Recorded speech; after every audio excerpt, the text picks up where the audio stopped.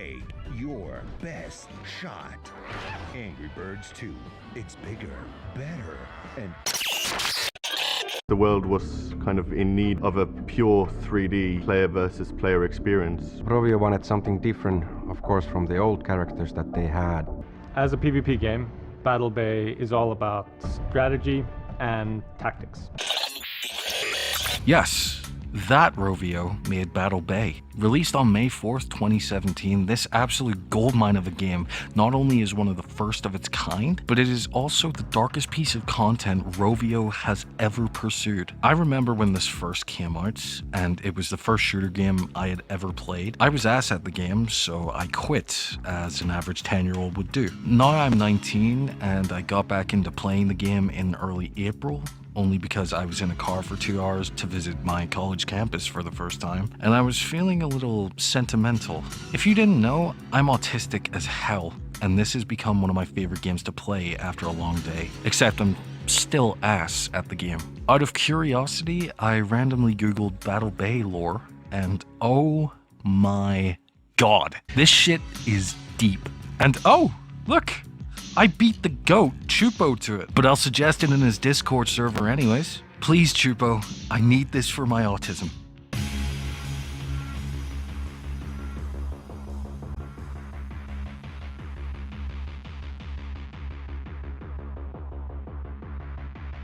Before we go any further into the depths of the ocean, horrible place by the way, I want to first discuss my research process. Most of it was manual labor consisting of over 10 hours of reading in the Battle Bay Discord server, wiki, and forums. That does not include the many hours of note-taking, and I chose to do most of that instead of working on school assignments that were incredibly important for me to get accepted into college. Please subscribe for my suffering. I will also mention that I did not read much of the forums because it's hundreds of pages long and it's just theories and unanswered questions. After that, I took whatever dates and images I could find and made a very rough timeline that I believe is at least 90% accurate. I'm very confident in this bitch-ass document that took me over 3 hours to write out. Finally, I took real events and associated them with the world of Battle Bay where it fit. AI was minimally used, can't stress that enough. AI was minimally used in the research process, as I do not prefer to let it influence my content and the human aspect of YouTube. However, some of its comments were really interesting, as you'll see in a later part of the video. With that aside, let's set sail. That was cringe. I'm so sorry.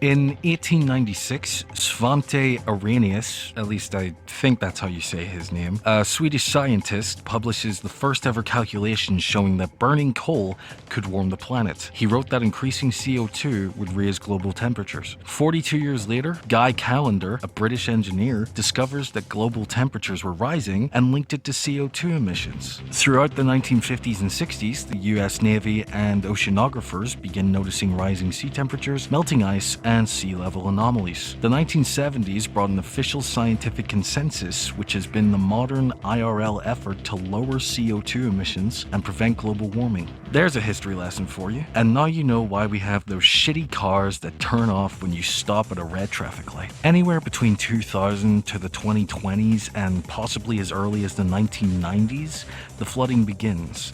With the help of Microsoft CoPilot, I gave it these before and after images of the Battle Bay land and asked it to find a similar real-life location, because I'm lazy when it comes to geography. With that info, the AI came up with this answer. The Nuevo Ocean label is a lore hint. Nuevo is straight up Spanish. It literally means new. So in translation, it becomes New Ocean. French slang appears elsewhere. English dominates the map names. That's the linguistic cocktail of the Caribbean and the Gulf of Mexico. Nowhere else has the same three languages overlap in such a tight geographic cluster. Seems pretty accurate based on when I went on a cruise to the Caribbean when I was about 6 years old. Battle Bay was once a peaceful place, a bustling hub of trade and commerce. course. But everything changed with the Great Uprising. It was an event that shook the very foundation of our world. The sea levels rose dramatically, swallowing entire cities and forcing the remaining populace to adopt to a new life on water. The Great Uprising led to the rise of Wayward Enterprises, a corporation that seized the opportunity to take control of the resources and technologies left behind. Dr. Wayward Paynes, the enigmatic figurehead of Wayward Enterprises, is a man of mystery and intrigue, but his inventions have helped humanity survive in this harsh new world. Rest in peace, Battle Bay Bot. We will forever remember your wisdom. Shocky, please bring my boy back. Anyway, many people were obviously grateful for his work. However, some would rather depend on themselves instead of a company that was very obviously becoming a monopoly. Every human depended on this new technology for survival, which meant that if Wayward Enterprises wanted people to subject to their will in exchange for continued life, they could very well do that.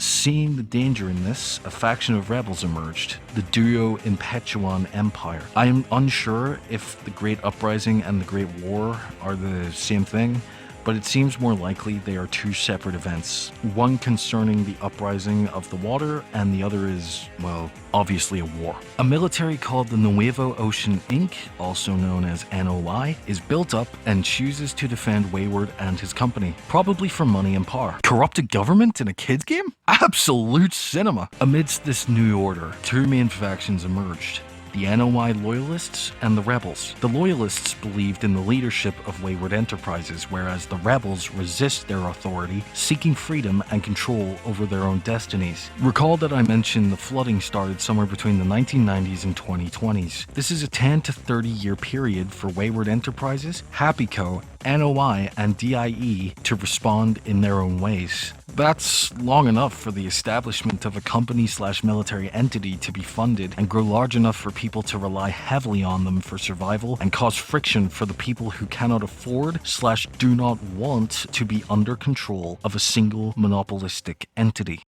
Oh, what's HappyCo, you ask? A fucking soda company that everyone seems to buy.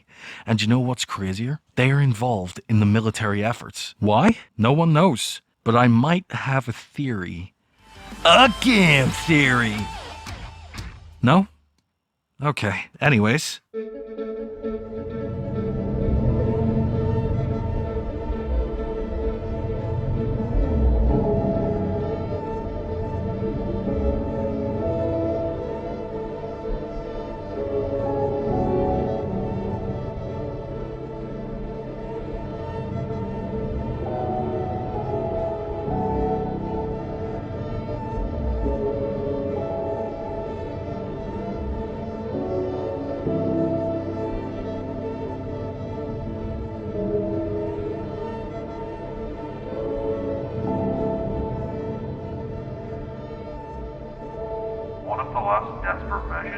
By the NOI in hopes of gaining the upper hand against the duo Impetuon and Faya in the Greek War was to create a super soldier to withstand the biological, chemical, and environmental threats of the war zone of the 2020s. Needless to say, this project was an utter disaster.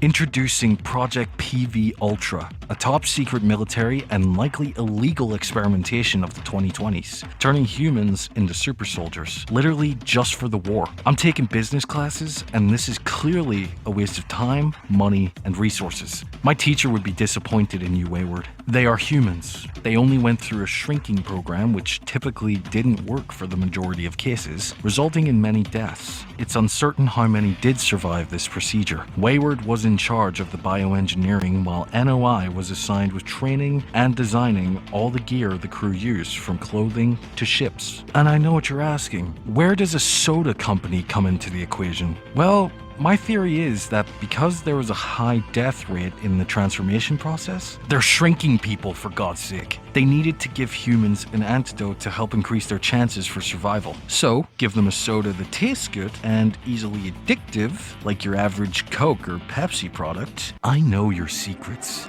You can't fool me. Speaking of happy soda, they also become a monopoly, outsourcing their brand over oil and chemicals. Even if nothing shady was going on, it's still really odd for a popular drink company to get into things that aren't edible. In my opinion, the oil is made from human remains of PV Ultra soldiers during the detachment, shrinking, and liquidation processes, similar to how algae is separated, filtered, and pressed by extreme temperatures to make diesel oil in the real world. I thank my recent college science textbook for that, but still, it's very likely they use this technology or something like it. If it works scientifically in the real world, then why not in a video game with some of the most intelligent developers and story builders? Oil is undeniably needed in a dystopian world, especially if everything is water. It's gonna get cold a lot easier. Humans are going to be buying and or building their own ships / watercraft, but they have to have a power source if you're gonna travel across that amount of water. There's clearly a business for oil, and it can be easily made if you have no moral compass and no one questions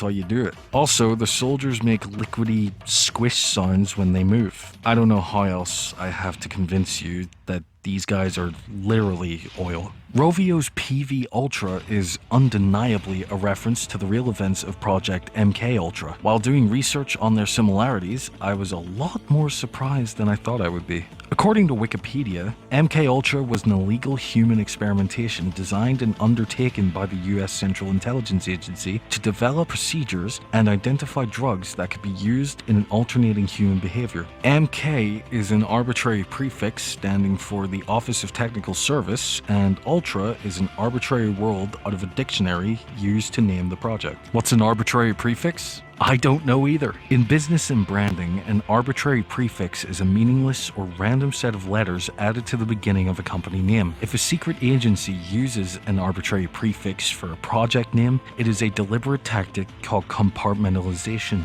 The prefix functions as a meaningless mask. It ensures that outsiders and even unauthorized agency personnel cannot guess the true nature of the operation. So me and several other people were trying to figure out what PV means when it literally has no meaning. Thanks for wasting many hours of my life, Rovio. MK Ultra's purpose was to develop, test, and evaluate capabilities in the covert use of biological, chemical, and radioactive material systems and techniques. Please take notice of the working similarities. You're not slick, Rovio. Producing predictable human behavior and or physiological changes in support of highly sensitive operational requirements. Okay, so now we know what Project PV Ultra's goal was, but what exactly did they do to create these little guys? Yeah, they got ripped apart and turned into oil. And maybe now is a good time to mention they also got AI and other mechanical parts shoved into them. They're fine though. Okay, mostly fine, but we're going to ignore that.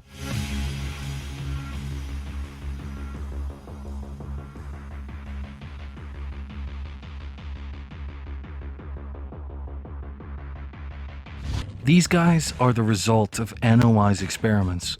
In-game, they are called the crew, or captains, but in the community, they are more appropriately called minis, considering they're 5 to 15 centimeters tall. That's 2 inches to half a foot if you're American, and I thought Taxman was short. The males are extremely irritable, have intolerance for YOLOing, harmfully foul-mouthed. This is literally a document the Battle Bay devs posted, by the way. Lovely singing voices, and have a chronic lust for shiny things. Essentially just raccoons with advanced vocal cords. The females are even more irritable than the males. Superior engineers, passive-aggressive, can't hold a tune, and addicted to sugar. Yeah. Just your basic woman. Both of them are apparently really strong despite their size, and they are tribe-like socially, which is important since you play on a 5v5 ship team and have to work together in order to destroy the other team. It's also agreed there's at least 3 individual crew members operating one ship: pilot, engineer, and a gunner. The project was deemed a failure and was eventually abandoned. Just from this NOI document alone, you can get a hint of their psychology and how it can easily become a situation where they are uncontrollable. Let's take the fact that they love shiny objects and sugar. These are dopamine-seeking behaviors, likely caused by neurological damage, a manipulative reward system, and coping with physical pain and stress. They were dismembered, liquefied, and mutated, probably against their will or full knowledge. Some of the minis remained loyal to their creators, while others learned of the cause of their transformation and joined the rebel faction. There are 10 notable captains from Project PV Ultra. The rebels of the Duo Impetuan Empire are characterized by their use of human materials.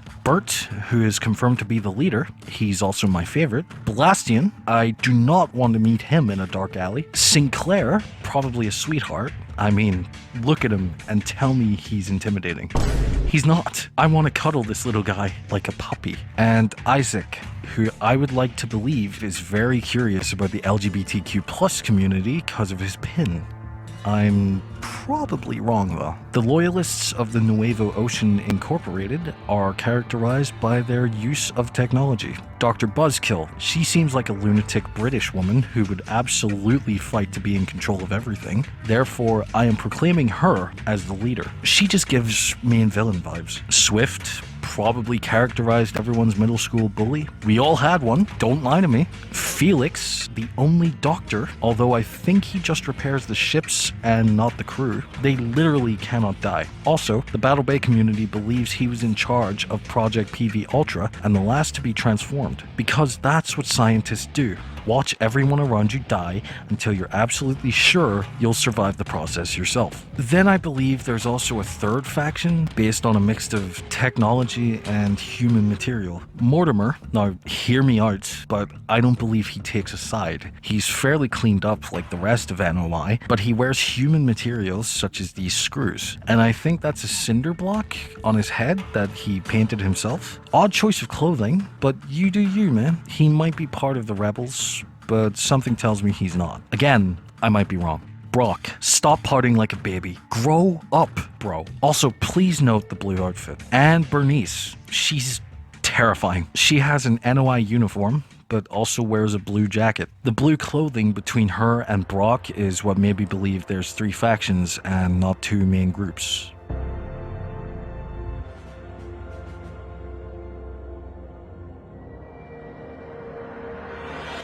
So, people finally did it.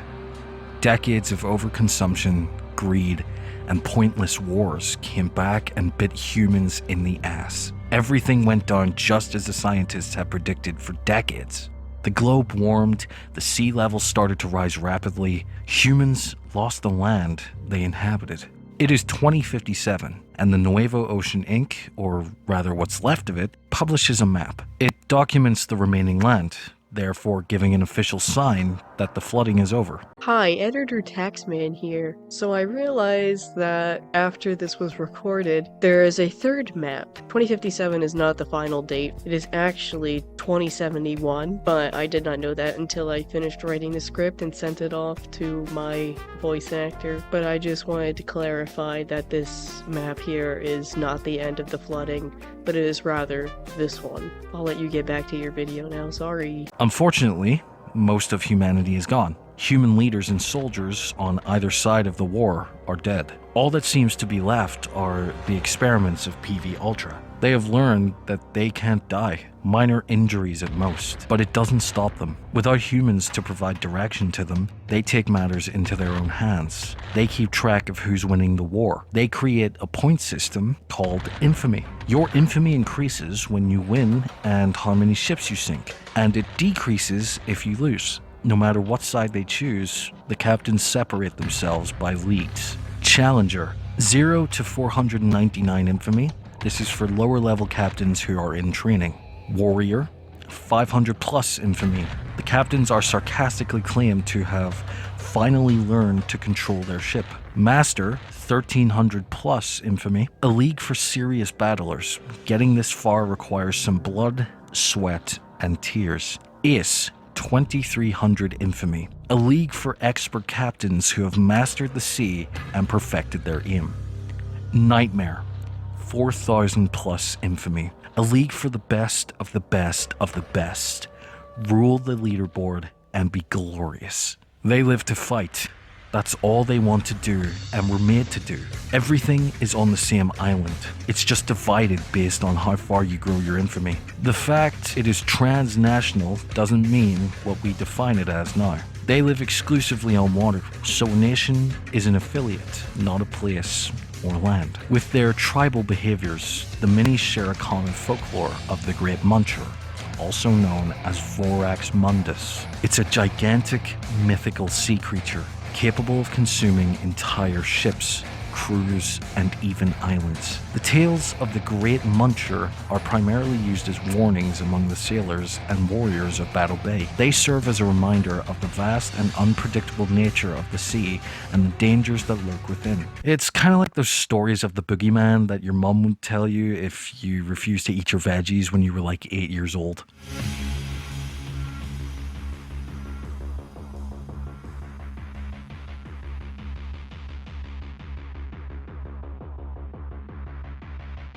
The latest confirmed date we have is 2089, which means Bert is in his 60s and still looking good. In all seriousness, this shows that the crew also don't age. They could keep fighting for eternity, or at least until they run out of sugar to eat. Also, apparently one of the developers, Dmg Don, is canonically in the lore. Hey all again. I found a bunch of cool stuff from the archives and talked with Battle Bay historians. Weird stuff went down in that universe, that's for sure. Gonna post some documents later when I get to my secret lair, but here's what most historians agree on. The decline of the world was man-made. The tiny battlers were man-made. The home island is most likely not the only surviving dry land in the world, and legend says the humans might still be around. Keep on battling. So from this, I guess Dawn is from a different universe, which is a confirmed ideology in the Angry Birds franchise, and is investigating the world of Battle Bay along with other historians. This is huge news. Because Angry Birds is in Battle Bay, and someone in the Discord server mentioned they possibly saw a Battle Bay reference in the Angry Birds 2 movie. I'm broke, so I'm not renting the movie just to confirm or deny this claim, but it's not hard to believe these two worlds are combined somehow. There's a third movie coming in December, in which I am hoping there's more Battle Bay references. Or maybe it's the birds, the pigs, and DIE against NOI. Or maybe the pigs join NOI.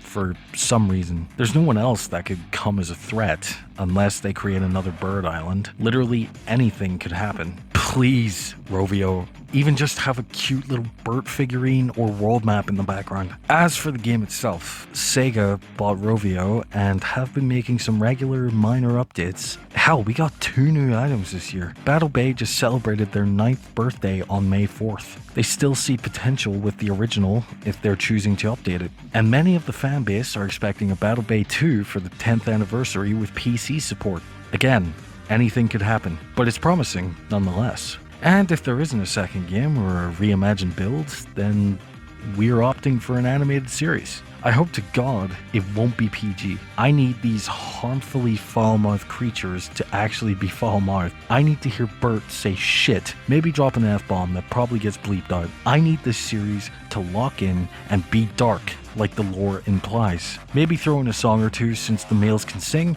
and some humor as a breeder. Also, can I just ask for marketable figurines and plushies? I would buy all of the crew and give them all the hugs they don't deserve.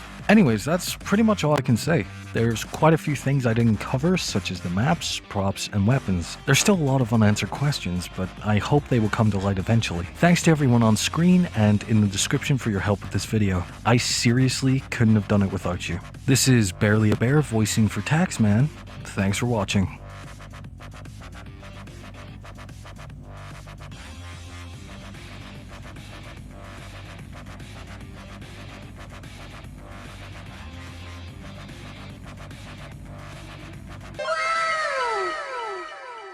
With the help of Microsoft CoPilot, I gave it these before and after images of the bat.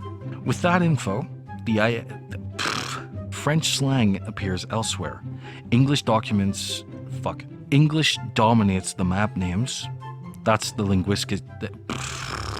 Speaking of happy soda, They also become producing predictable human behavior and or producing predictable human behavioral and or physiological changes in support of highly sensitive operational documents. Requirements. Fuck! Yeah, just your basic woman. Women. Sorry, I had to throw a Resident Evil reference in there. Who I would like to believe is very curious about the LGBT, and many of the fan base are expecting a Battle Bay 2 for the 10th anniversary with PC.